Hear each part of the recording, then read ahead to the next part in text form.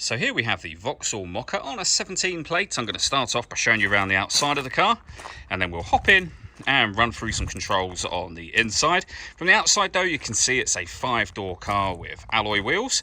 Let's start off inside the boot and then work our way around the rest of it from there. As we approach the back of the car, you can see we have reversing sensors and plenty of boot space as well. We also have a 60/40 split folding rear seat should you wish to increase this space even further.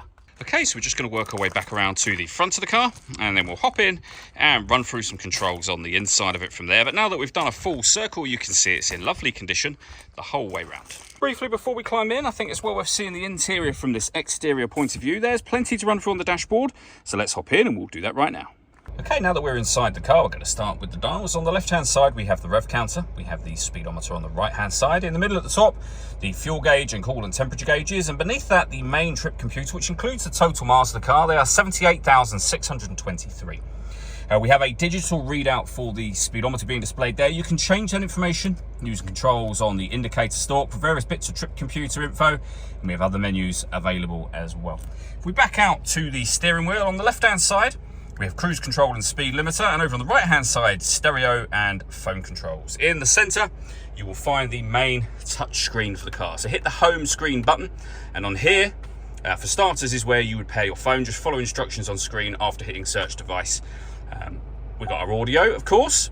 And there's numerous ways of listening to music in this car. AM, FM and DAB radio, USB input, Bluetooth audio so you can stream your music wirelessly, and auxiliary input as well.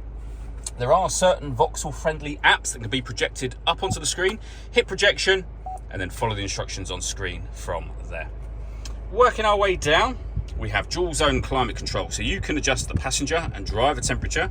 You can increase and decrease the fan speed. You can determine what direction you'd like the air to be distributed in. And when you're happy with those settings, air conditioning's on at the minute, so that's off, back on again. Or push this button in to put it onto auto.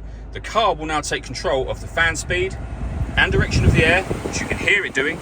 You can override that whenever you wish to, but it'll override those settings in order that it maintains the temperatures you've asked for, but you can put it back on your own settings whenever you wish to. We can turn off the stop and start in this car.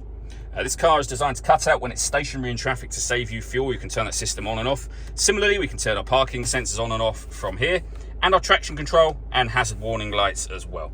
This section opens up to reveal some storage. We have a 12-volt charging socket in there, auxiliary and USB input as well, and a 6-speed manual gearbox. All that leaves me to say is thank you for taking the time to watch this video. If you'd like to come and see the car in person and have a test drive, please feel free to give us a call here at Surrey Specialist Cars. We'd love to hear from you soon.